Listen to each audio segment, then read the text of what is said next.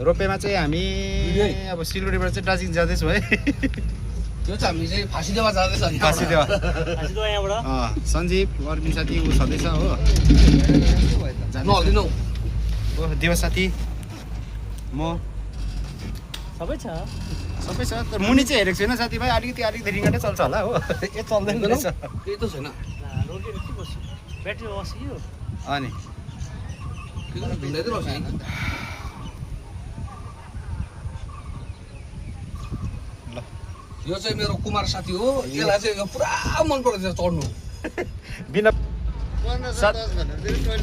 अरे साथीभाइ सोचेको नि थिएन नि मेरो साथी ऊ पर छ कि तर स्कनर लिएर आइदिएछ नि। टोइलेटमा लुक्दै थियो कि मटन भात खाएको 200 रुपियाँ हो। आसनजी मेरो साथीले स्कनर लिएर टोइलेटमै आइपुगेछ नि। अझ 300 रुपियाँ हाल्दै भन्दै थियो कि तर साथीभाइ मैले 200 मात्रै हाल्थेँ। 200 अन्ली 200 मेरो जिपेमा चाहिँ अब 150 मात्रै छ कि त्यो पनि खर्च गर्नु लाउँछु भन्दैछ। 150 मा त केही पनि हुँदैन। बरु त अहिलेको रोलर कस्तो मजा आउँछ नि। त्यो मजा आउँछ। हिँड न हिँड न। सुइँ गरेर चल्दा कस्तो मजा आउँछ है। दुईटाको मेरोबाट यसलाई म चलाउँछु। जान्छस् जान्छु तँलाई मेरोबाट। साथी र म चाहिँ त्यो पनि जान्छु है। यिनीहरूले पैसा दिँदिन भन्दैछ। अघि मलाई मटन भात खाएको त अन्त 200 रुपियाँ दिएर साथीले स्कन लिएर टोइलेटमै स्क्यानर चाहिँ टट्टीमा आइपुग्यो नि।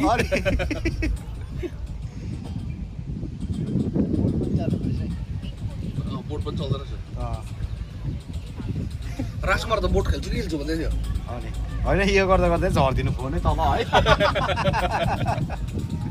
के त बादमा आउँदैन चाहिँ ल्याउनु। अनि मुनि नराम्रो रहेछ ग्राउन्ड। अनि मलाई यो इच्छा यो इच्छा एक बेड सिगरेटको दाम सक्यो त बिच्चामा त।